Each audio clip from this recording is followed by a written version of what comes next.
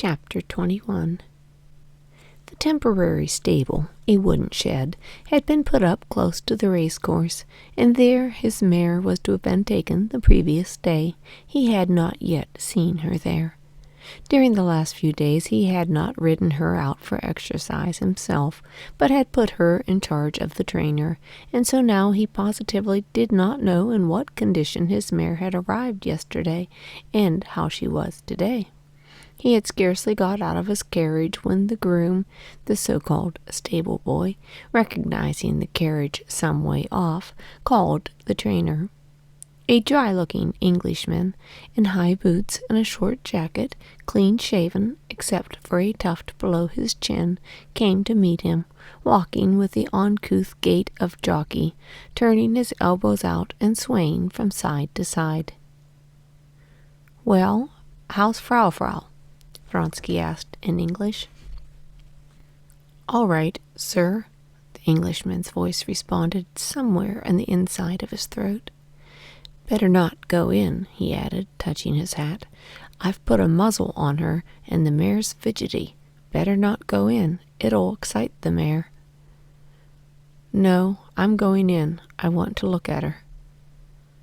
"Come along, then," said the Englishman, frowning and speaking with his mouth shut, and with swinging elbows he went on in front with his disjointed gait.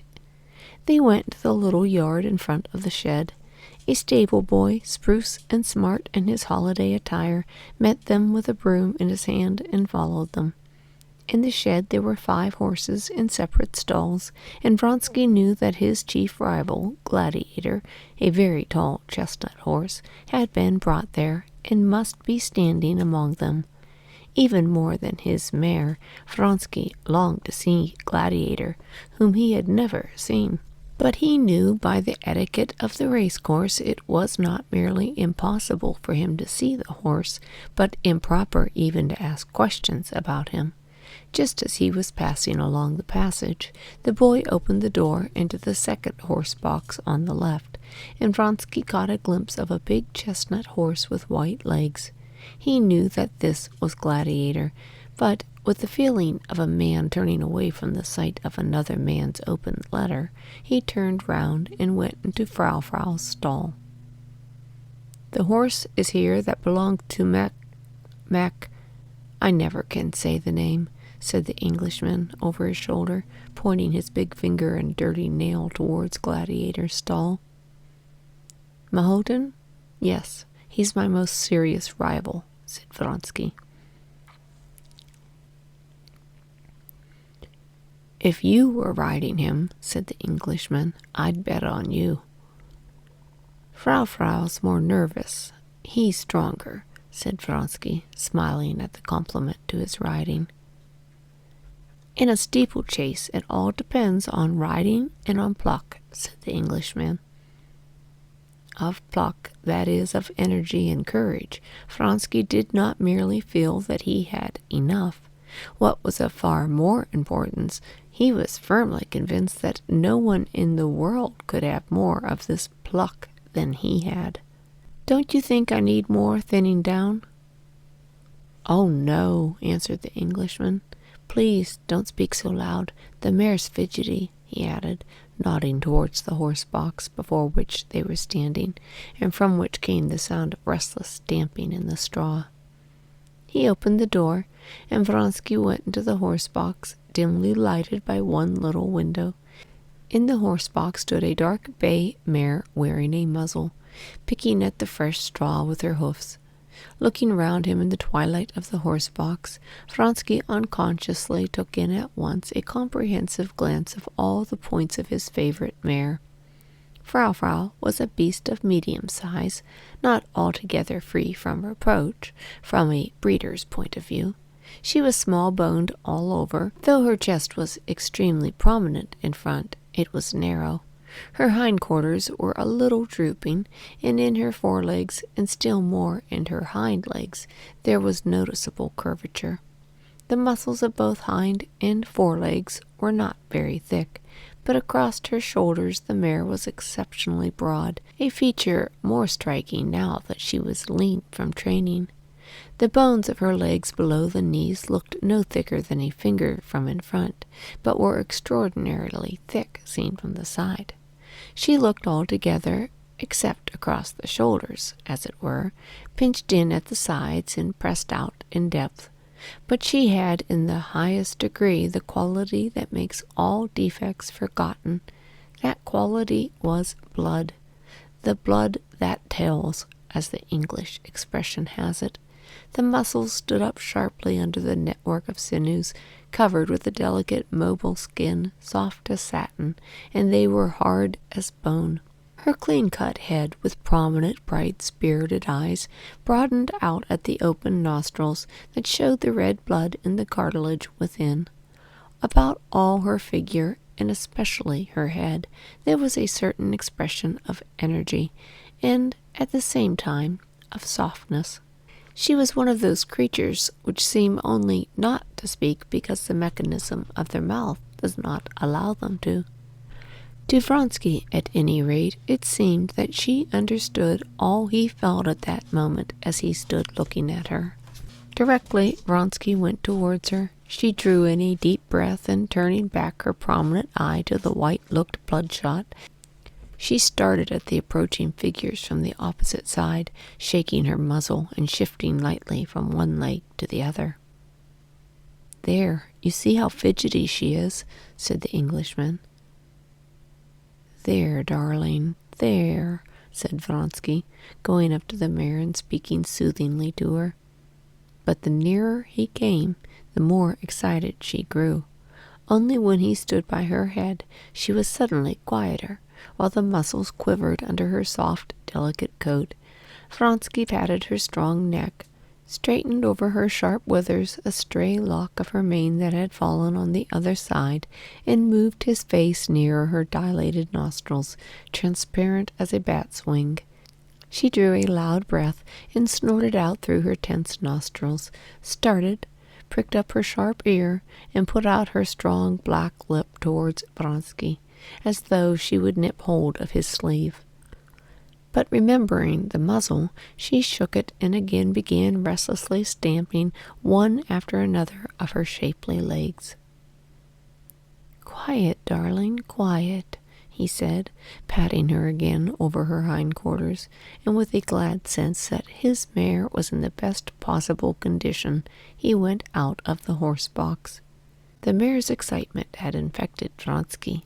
He felt that his heart was throbbing, and that he, too, like the mare, longed to move, to bite. It was both dreadful and delicious. "Well, I rely on you, then," he said to the Englishman. 6:30 on the ground." "All right," said the Englishman.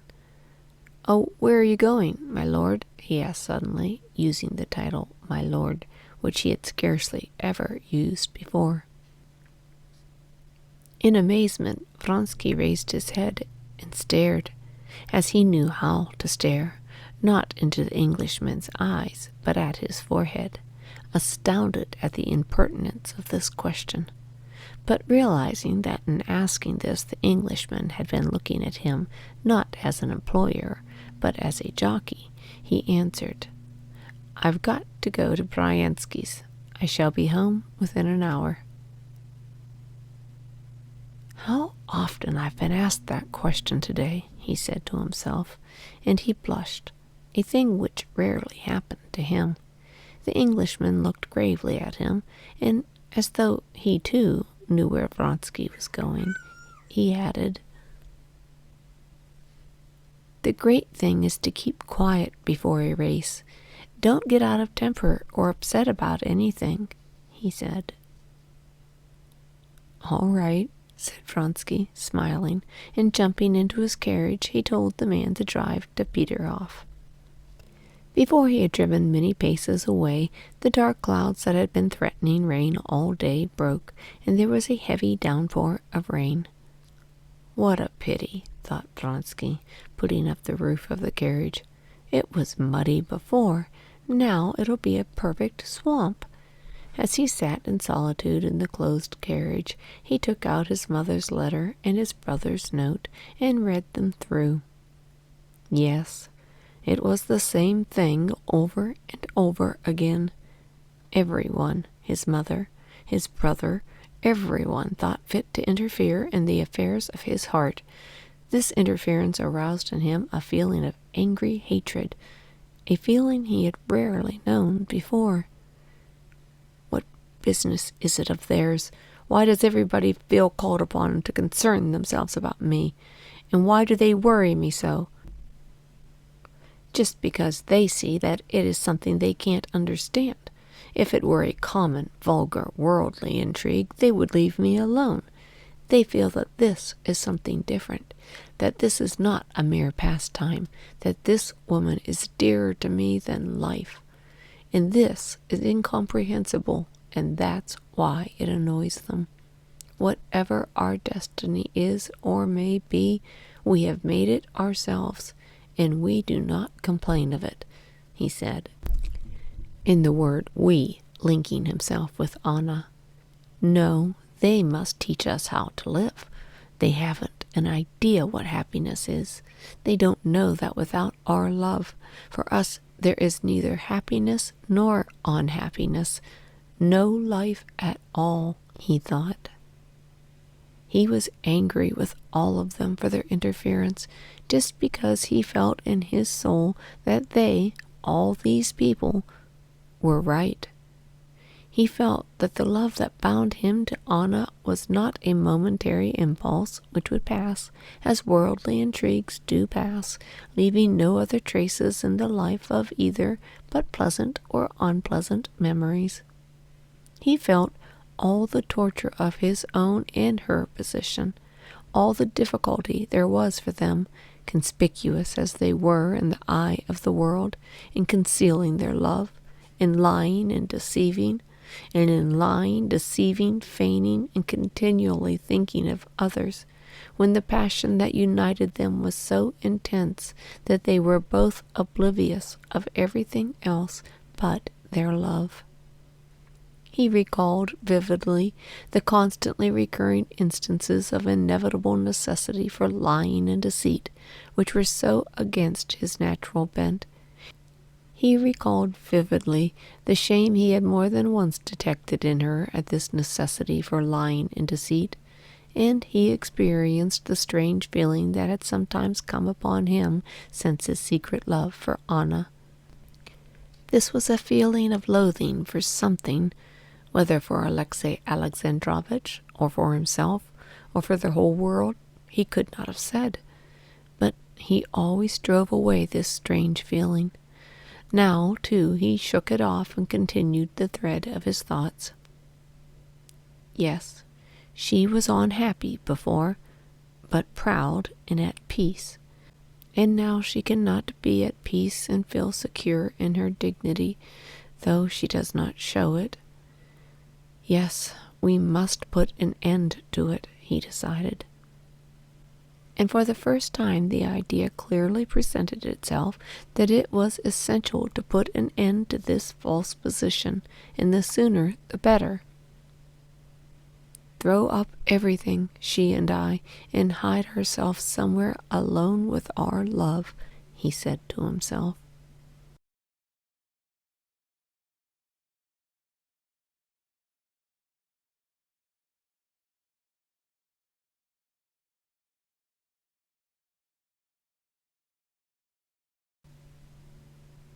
Chapter 22. The rain did not last long, and by the time Vronsky arrived, his shaft horse trotting at full speed and dragging the trace horses galloping through the mud, with their reins hanging loose, the sun had peeped out again. The roofs of the summer villas and the old lime trees in the gardens on both sides of the principal streets sparkled with wet brilliance, and from the twigs came a pleasant drip, and from the roofs rushing streams of water.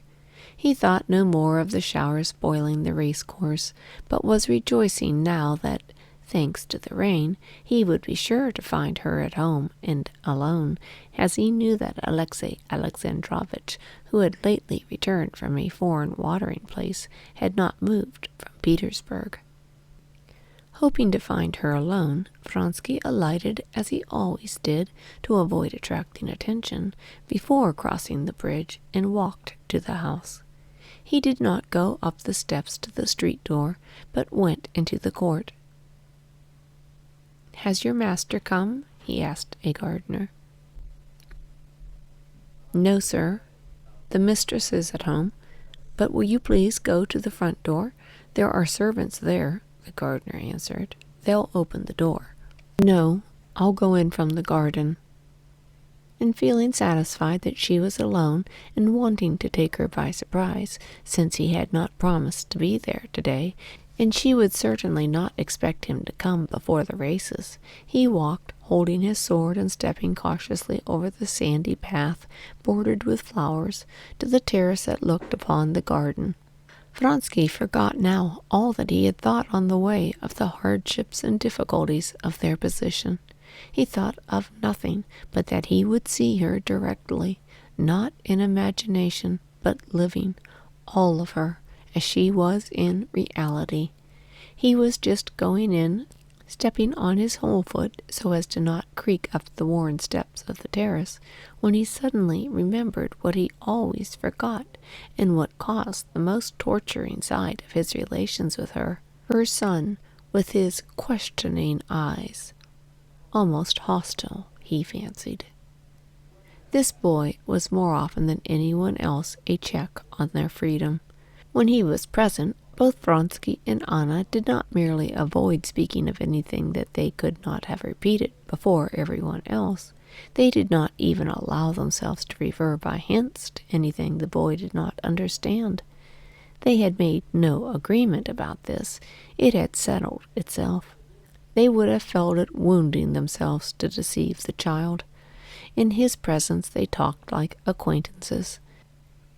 But in spite of this caution, Vronsky often saw the child's intent, bewildered glance fixed upon him, and a strange shyness, uncertainty, at one time friendliness, at another coldness and reserve, in the boy's manner to him, as though the child felt that between this man and his mother there existed some important bond, the significance of which he could not understand. As a fact, the boy did feel that he could not understand this relation, and he tried painfully, and was not able to make clear to himself what feeling he ought to have for this man. With a child's keen instinct for every manifestation of feeling, he saw distinctly that his father, his governess, his nurse, all did not merely dislike Vronsky, but looked on him with horror and aversion, though they never said anything about him, while his mother looked upon him as her greatest friend. What does it mean? Who is he? How ought I to love him? If I don't know it's my fault, either I'm stupid or a naughty boy, thought the child. And this is what caused his dubious, inquiring, sometimes hostile expression, and the shyness and uncertainty which Vronsky found so irksome. The child's presence always and infallibly called up to Vronsky that strange feeling of inexplicable loathing which he had experienced of late. This child's presence called up both in Vronsky and in Anna a feeling akin to the feeling of a sailor who sees by the compass that the direction in which he is swiftly moving is far from the right one, but that to arrest his motion is not in his power, that every instant is carrying him further and further away, and that to admit to himself his deviation from the right direction is the same as admitting his certain ruin.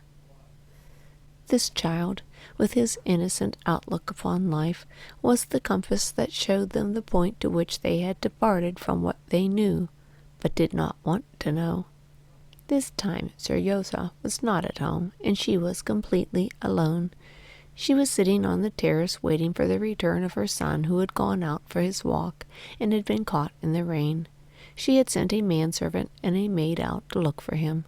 Dressed in a white gown, deeply embroidered, she was sitting in a corner of the terrace behind some flowers, and did not hear him. Bending her curly black head, she pressed her forehead against a cool watering pot that stood on the parapet, and both her lovely hands and the rings he knew so well clasped the pot. The beauty of her whole figure, her head, her neck, her hands, struck Vronsky every time as something new and unexpected. He stood still, gazing at her in ecstasy. But directly he would have made a step to come nearer to her, she was aware of his presence, pushed away the watering pot, and turned her flushed face towards him. "What's the matter? Are you ill?"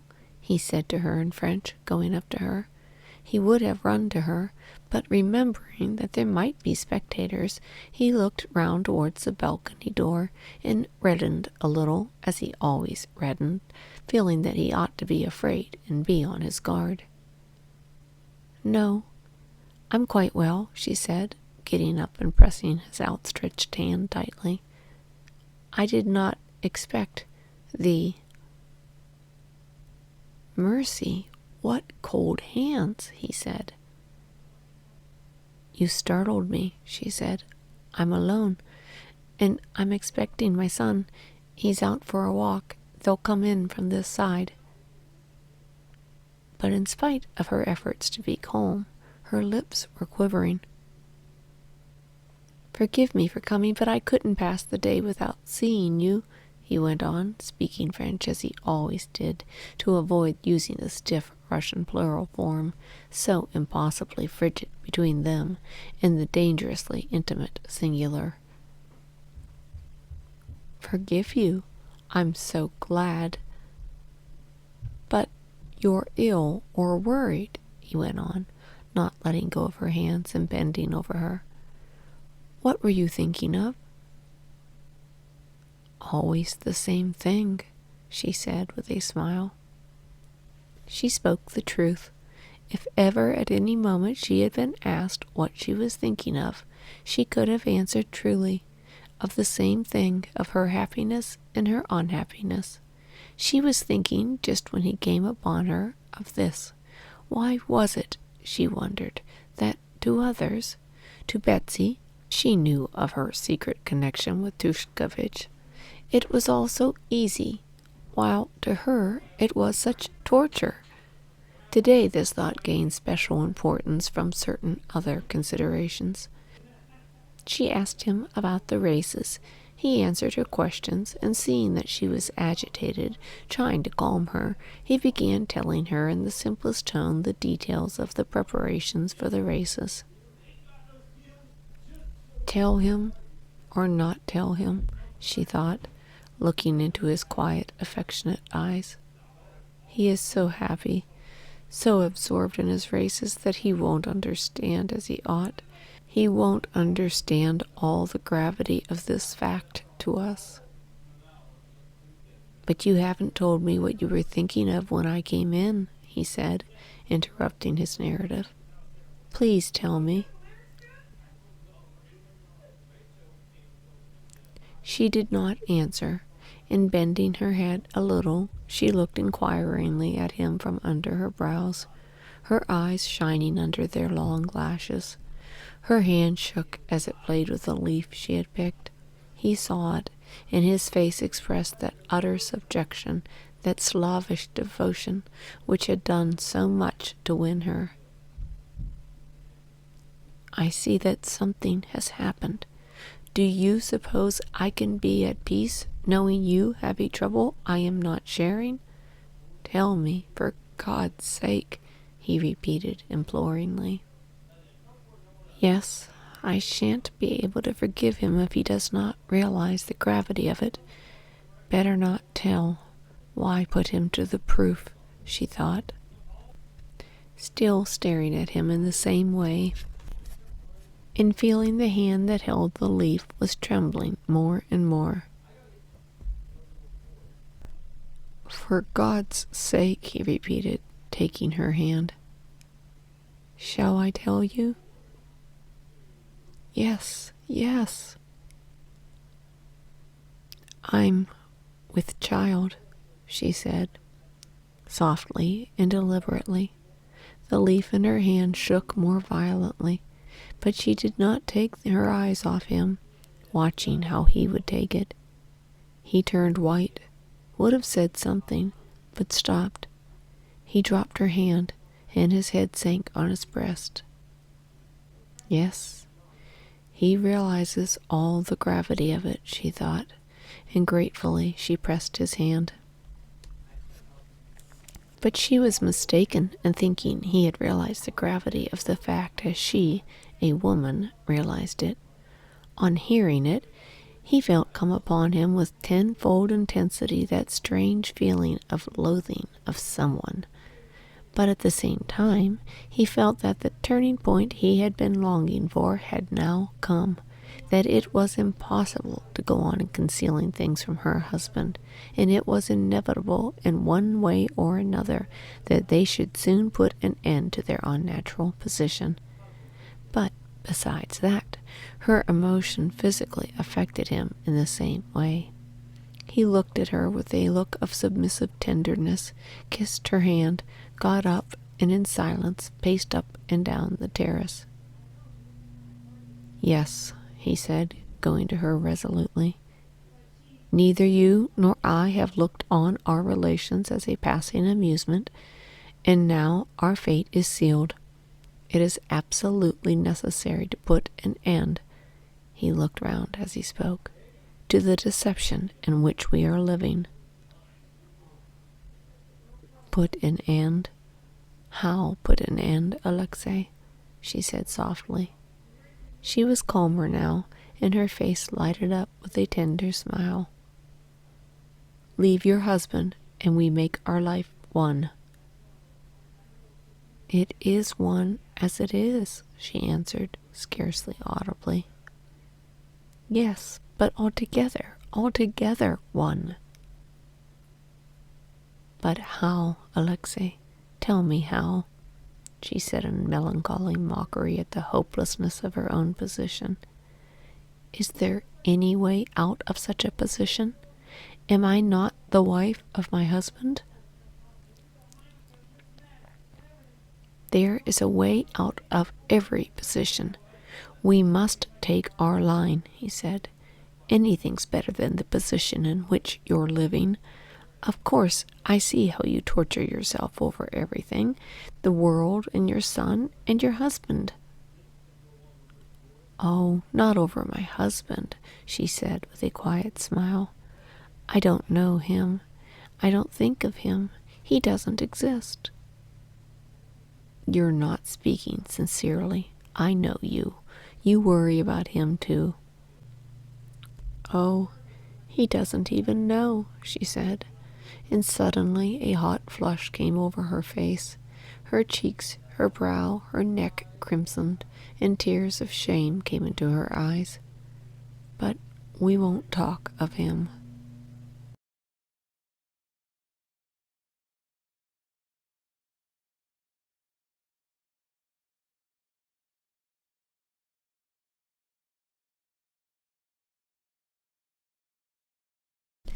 Chapter 23. Vronsky had several times already, though not so resolutely as now, tried to bring her to consider their position, and every time he had been confronted by the same superficiality and triviality with which she met his appeal now. It was as though there were something in this which she could not or would not face, as though directly she began to speak of this, she, the real Anna, retreated somehow into herself, and another strange and unaccountable woman came out, whom he did not love, and whom he feared, and who was in opposition to him. But today he was resolved to have it out. "Whether he knows or not," said Vronsky in his usual quiet and resolute tone, "that's nothing to do with us. You cannot stay like this, especially now." "What's to be done, according to you?" she asked with the same frivolous irony. She, who had feared he would take her condition too lightly, was now vexed with him for deducing from it the necessity of taking some step. Tell him everything and leave him. Very well, let us suppose I do that, she said.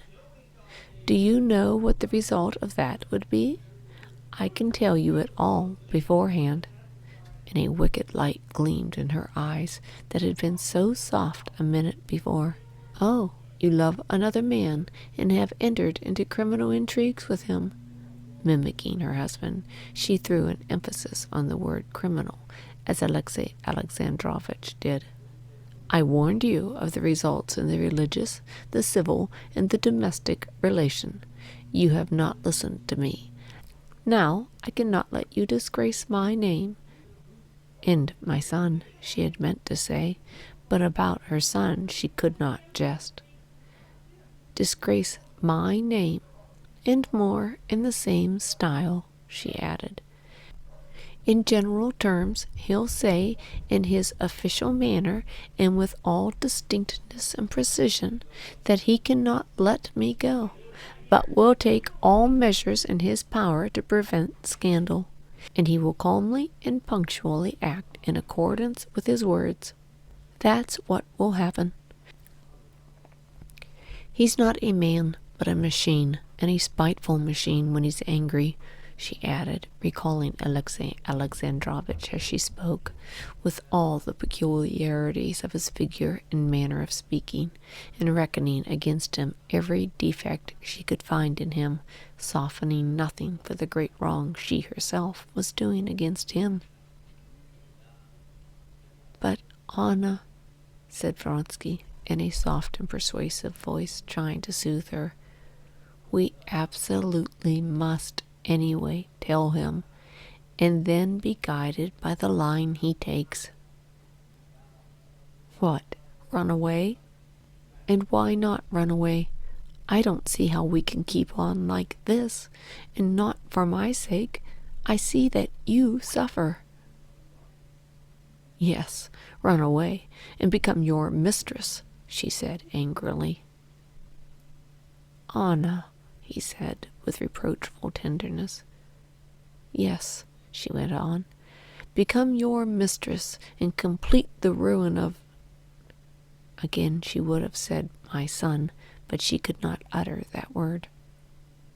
Vronsky could not understand how she, with her strong and truthful nature, could endure this state of deceit and not long to get out of it. But he did not suspect that the chief cause of it was the word son, which she could not bring herself to pronounce. When she thought of her son, and his future attitude to his mother, who had abandoned his father, she felt such terror at what she had done that she could not face it, but could only try to comfort herself with lying assurances that everything would remain as it always had been, and that it was possible to forget the fearful question of how it would be with her son. I beg you, I entreat you, she said suddenly, taking his hands and speaking in quite a different tone, sincere and tender. Never speak to me of that. But Anna, never, never, leave it to me. I know all the baseness, all the horror of my position. But it's not so easy to arrange as you think. And leave it to me and do what I say.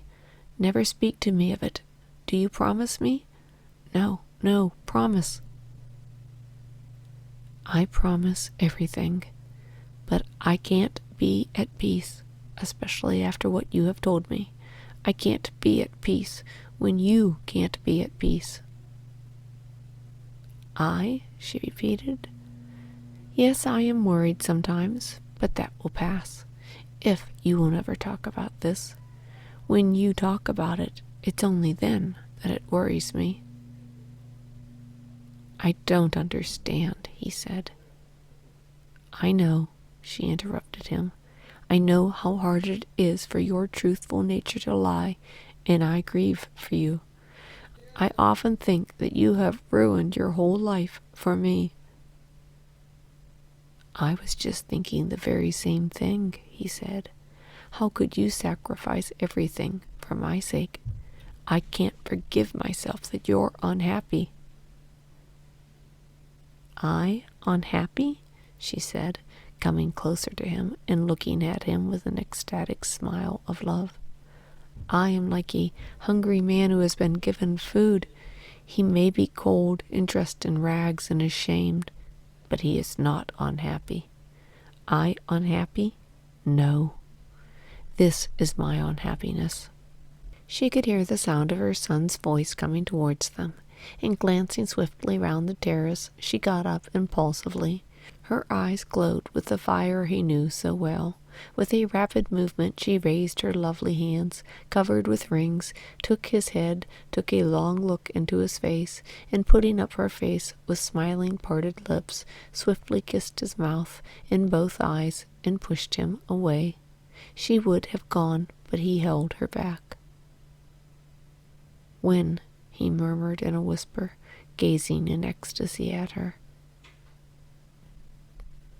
"Tonight, at 1 o'clock, she whispered, and with a heavy sigh she walked with her light, swift step to meet her son. Seryozha had been caught by the rain in the big garden, and he and his nurse had taken shelter in an arbor. "Goodbye," she said to Vronsky. "I must soon be getting ready for the races. Betsy promised to fetch me." Vronsky, looking at his watch, went away hurriedly.